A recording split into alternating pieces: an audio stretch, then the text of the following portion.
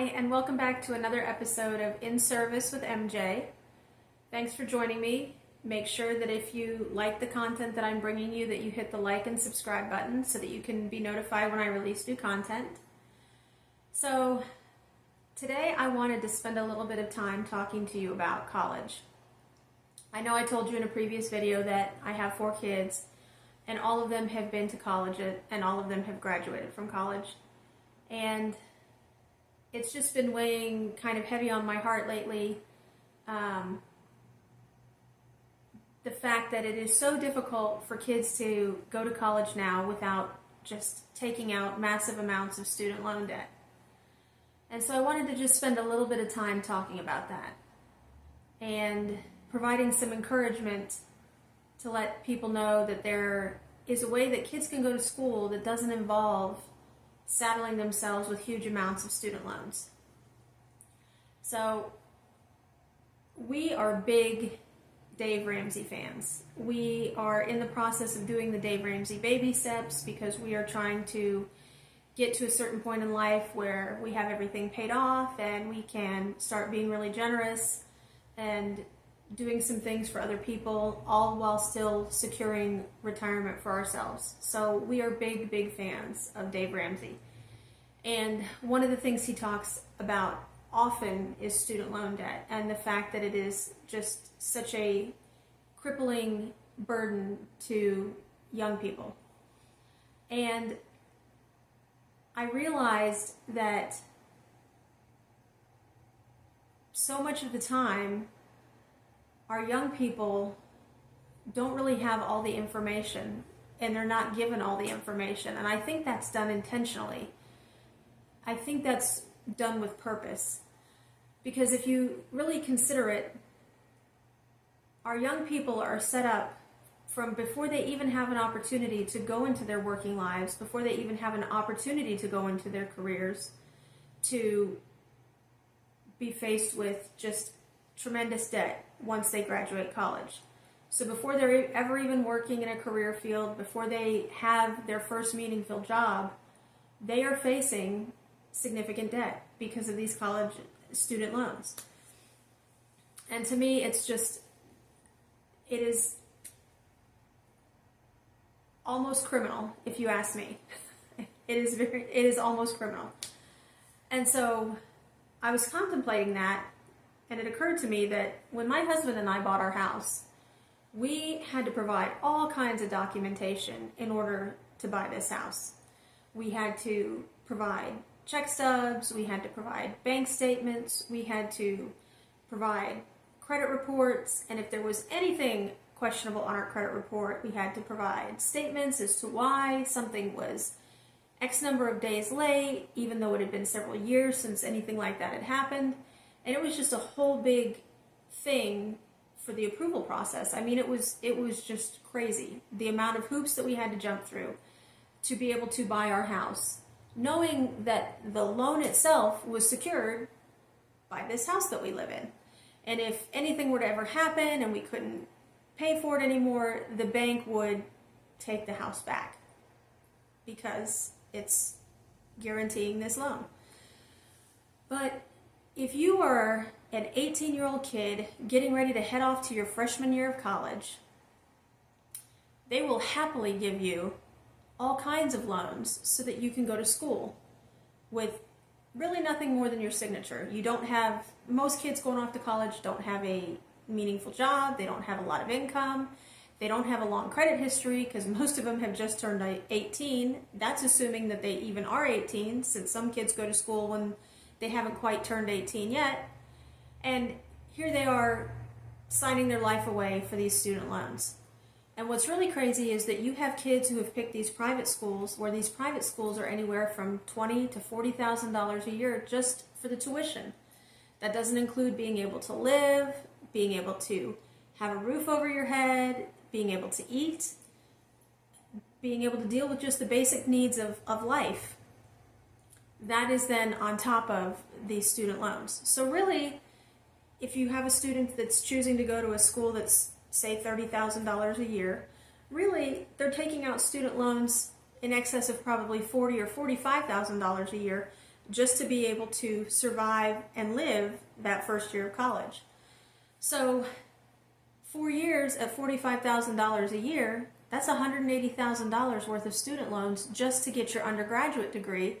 And that's assuming that they finish in 4 years like they're supposed to, and they don't change their major or, have something happen where they end up having to spend a little extra time and they go a 5th year.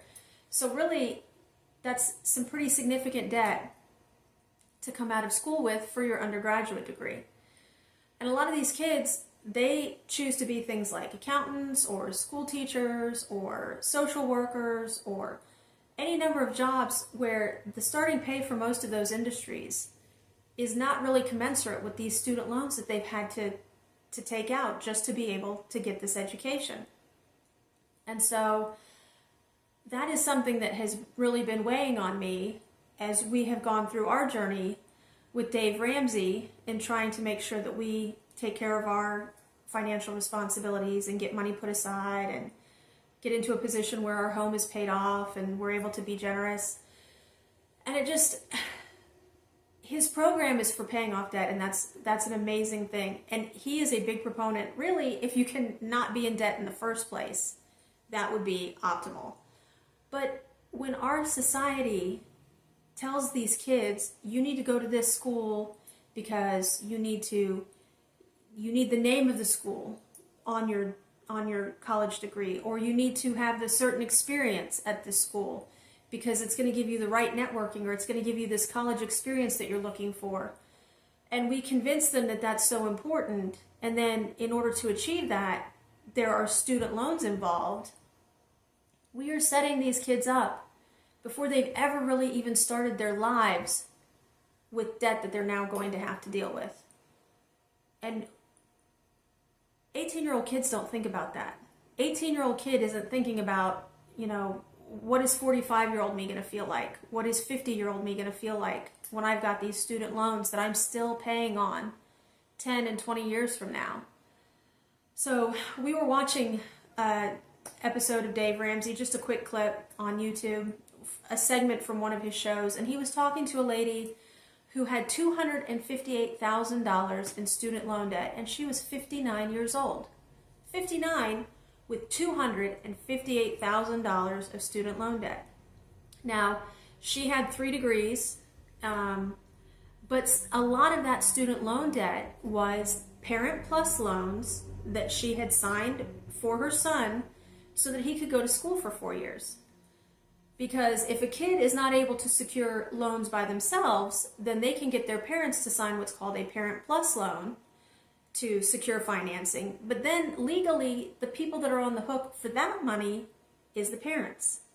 So here's this 59-year-old woman, 59. She's at a point in her life when she should be looking at retirement, and she is still dealing with $250,000 in student loans that she has to repay. They can't be just discharged in bankruptcy. And most of the people that apply for some kind of public service loan forgiveness aren't approved for that. And so she's going to spend the rest of her life trying to pay these student loans off. And I think she said her income in the video was something like $60,000 a year. So how on $60,000 a year are you supposed to pay $258,000 worth of student loans? For a lot of people, that's the equivalent of a mortgage. So without ever dealing with a place to live, a car to drive, food in your refrigerator, groceries, utilities, any of that stuff, you've got a $258,000 debt hanging over your head, and you haven't even addressed the basic needs of life. And so I feel very passionate about mentoring young people and talking to young people and helping them understand that there are other ways to get to college that do not include exorbitant student loans. Now, if you have to take out some student loans here and there, I understand that, but maybe decide to go to a state school, or maybe go to a community college for a couple of years, get your associate's degree, and then transfer to a 4-year school to finish up. And again, transfer to a state school. Go in-state where tuition is a fraction of the cost. so that when you get out of school, instead of looking at $180,000 or $200,000 of student loans, maybe you're dealing with $40,000 or $50,000 for your entire college career. Ideally, try and find a way to go without any student loan debt. Parents, start 529 plans for your kids when they're little. Put money aside so that there's money for them to go to school. Because if you plan now with a 529 plan for their education, then you're not in the hot seat for one of these Parent Plus loans, and you're not dipping into your 401k to borrow money to try and send your kids to school, because their education was planned for from the time that they were small. And while it doesn't seem like you can afford to do it, trust me, I've been there. I know what it feels like to be a parent, and feeling like there's no extra money. But really, you can't afford not to. You really can't. Tuition is one of the fastest growing expenses in this country, other than healthcare. And so knowing the trajectory of this country and how the cost of college is increasing exponentially every year, parents, start a 529 plan for your kids. Plan for their future now so that they have a way to go to school. Or if your child is interested in the military, ROTC programs, where you can go to school through the ROTC program and be commissioned into the military once you graduate college, which then gives you a guaranteed job in the military experience, and former military officers are extremely sought after in the civilian world once those individuals are done serving their military time. Or they find out, you know what, I love this. This is really my thing, and they decide to make a career out of the military. There are scholarship opportunities.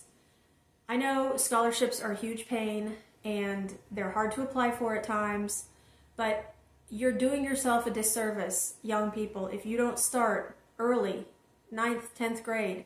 Start pursuing and looking at scholarship opportunities.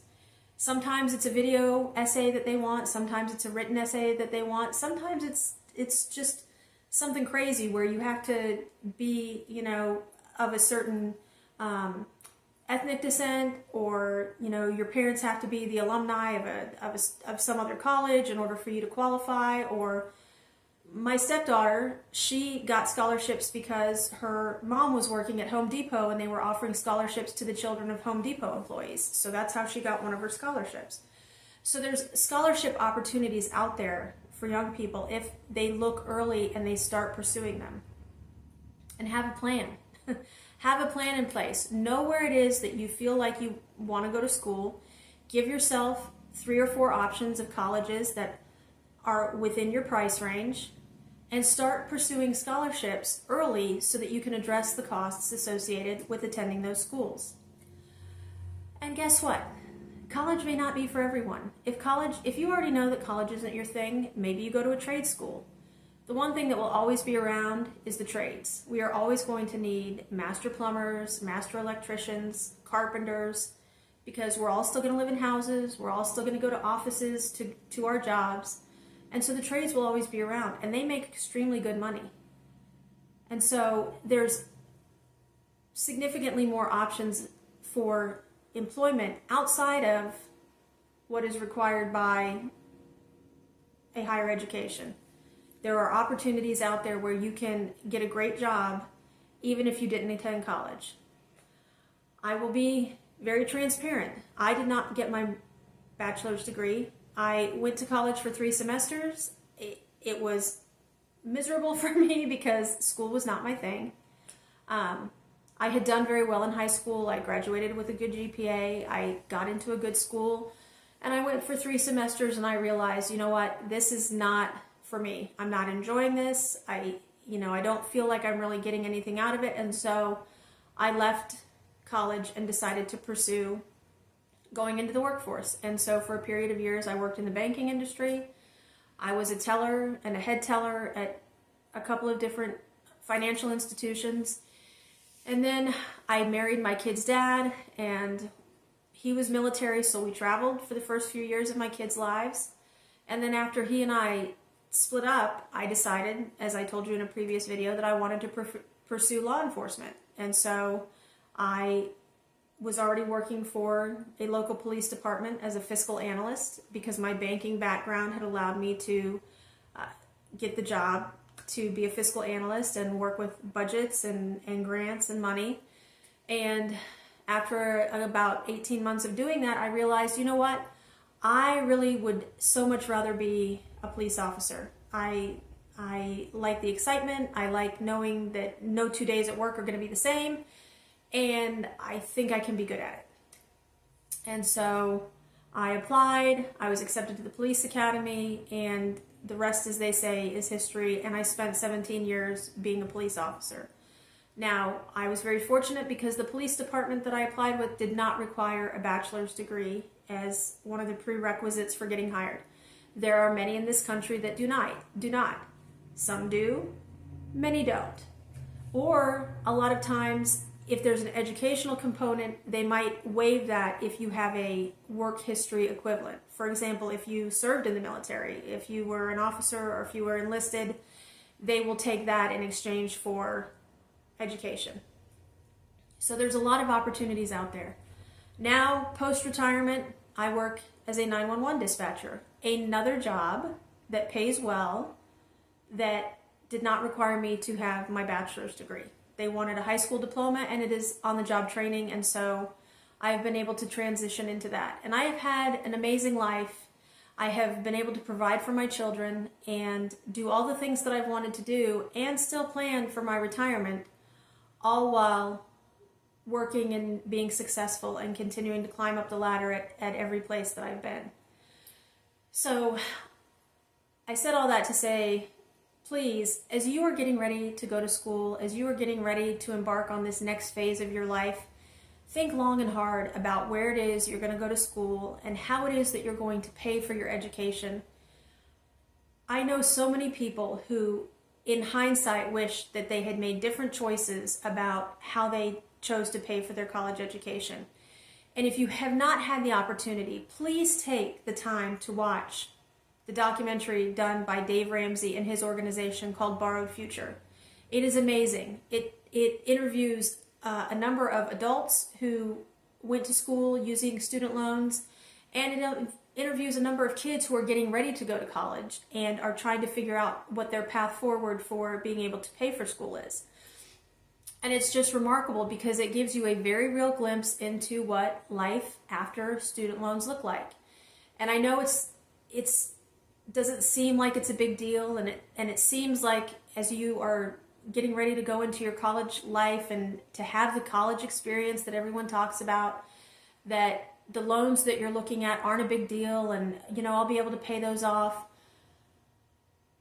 Do not put off into the future something that is going to be so significant and so impactful on your financial life. Do not blow past that. Do not disregard it, because it is so much more of what your everyday life is going to require than you even realize. There are so many people out there right now, and you see it all over YouTube, who have these student loans and they have decided to do what's called an income-based repayment plan. And what's happening is student loans, the interest accrues daily on those loans. So, for example, you may accrue $210 just in interest for the month. Interest is $7 a day, 30 days, $210 for the month. But you've picked to be on an income-based repayment plan, and so your payment is only $150 a month. Okay, well, when you send in your $150 payment, it's not even covering the $210 in interest. So you still have $60, am I doing that math right? Yes, $60 in interest sitting there for that month that has not been paid, that now gets tacked onto your loan, and you haven't even touched or paid off any of the principal that you borrowed. So what happens is, after months and months of doing that, you're now paying interest on your interest, and instead of your loan balance going down, it's steadily going up. And so what had started out as a $40,000 student loan is now a $45,000 student loan, or a $50,000 student loan. And that is just something that no young person coming out of school should have to deal with. A young person coming out of school, getting their first job, shouldn't have to worry about how much money they're going to make in this career that they've picked because they know that they need X number of dollars to repay a student loan, and panicking because the career that they've chosen isn't going to be able to pay for that. You should be coming out of college excited, hopeful, really looking forward to making a difference in your community because of, everything that you've learned and everything that you have to offer, instead of worrying about, okay, how am I going to pay this student loan, let alone all the other things that I need to be able to pay just to afford to live. So please, please, please be mindful of these things. Talk to somebody who has been there and done that. Find somebody who has gotten student loans and talk to them about the experience that they've had, because I can promise they're going to tell you it's a tough road. And if there's any other option for you to go to school other than taking out student loans, I would encourage you to pursue it and give it a lot of thought before you sign on the dotted line for that financial obligation. As always, I love spending time with you guys. Please hit the like button, subscribe so that you can be notified when I release new content. And if there's anything that you would like to see more of, that you would like to hear more about, make sure and drop it in the comments. Thanks. Bye.